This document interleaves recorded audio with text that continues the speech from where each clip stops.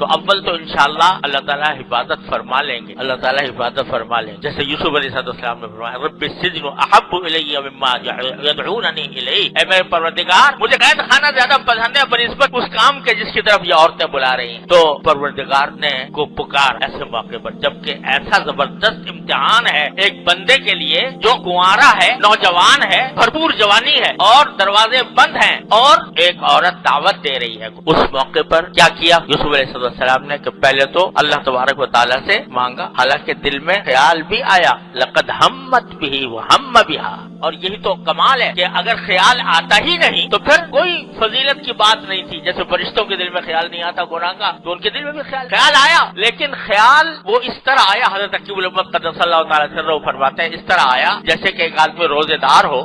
ہو اور پیاس لگ رہی ہو، گرمی کا موسم ہو، اور کوئی آدمی پانی کا پیالہ لے کر سامنے کیا ہوگا؟ دل چاہے گا کہ نہیں چاہے گا، لیکن ساتھ ہی یہ بھی سوچے گا کہ میں روزے دار ہوں، مجھے میرا روزہ ہے، لہذا اس کے ساتھ ساتھ خیال آنے کے باوجود اس کام کو کرنے کا کوئی ارادہ نہیں ہوگا، کسی بھی روزے دار کا ارادہ نہیں ہو سکتا اگرچہ دل چاہ رہا ہو۔ تو لقد ہمت بھی وہم بہا، یہی تو فضیلت کا مقام ہے کہ خیال آیا تھا لیکن خیال آنے کے باوجود ایک تو اللہ تعالیٰ سے رجوع کیا کہ اللہ مجھے اس سے بچا لے، اور دوسری طرف یہ جو آیت کریمہ ہے نا کہ جب اس نے کہا حیت لک، تو جواب پہ کیا فرمایا؟ قال معاذ اللہ، میں اللہ کی پناہ، سب سے پہلا کام اللہ کی پناہ مانگ، اور انہ ربی احسن مثوائے، وہ میرا پروردگار ہے جس نے مجھے بہترین ٹھکانہ دیا۔ اس کی دو تفسیریں ہیں، لیکن ایک تفسیر کے مطابق کہ اللہ تعالیٰ کی طرف اللہ کی پناہ مانگی اور اس احسان کا تصور کیا کہ میرا پروردگار ہے جس نے مجھے بہترین ٹھکانہ دیا ہے۔ ٹھکانہ دینے کے معنی یہ کہ میرے جسم کی تربیت اس نے کی ہے،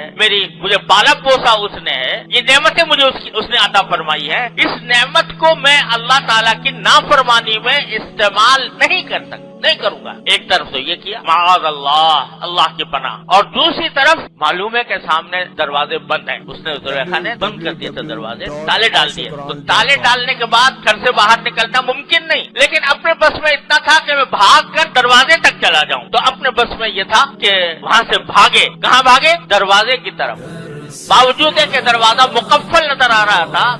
اور دروازہ بند تھا، تالے پڑے ہوئے تھے، لیکن اپنی طرف سے کوشش کر لی کہ وہاں تک پہنچ گئے۔ تو جب بندے نے یہ دو کام کر لیے، ایک اللہ کی پناہ، اللہ سے دعا، اور دوسری طرف اپنے کرنے کا جتنا کام ہے وہ کر گزرا، تو اللہ تعالیٰ کہتے ہیں اب میرا کام ہے، اب میرا کام ہے۔ دروازے کھل گئے اور ساتھ میں مالک مکان سامنے کھڑا ہوا نظر آ گیا، اللہ نے بچا لی۔ تو یہ سبق، یہ واقعات جو اللہ تعالیٰ بیان فرماتا ہے قرآن کریم میں، یہ محض قصہ کہانی اعوذ باللہ نہیں ہے، محض افسانہ نہیں ہے، یہ سبق دینے کی بات ہے، سارے سبق اس میں موجود ہیں۔ کیا؟ لقد ہمت بھی وہم بہا، خیال ان کو بھی آیا، جس کے معنی یہ کہ دل مائل ہوا، جس کے معنی یہ کہ دل کی نفسانی خواہش پیدا ہوئی، اس کے باوجود کیا کیا؟ اللہ تبارک و تعالیٰ سے رجوع کیا، معاذ اللہ تعالیٰ کی نعمتوں کا احساس کیا کہ مجھے اللہ تعالیٰ نے کیا کیا نعمتیں دے رکھی ہیں اور میں کس طرح اس کو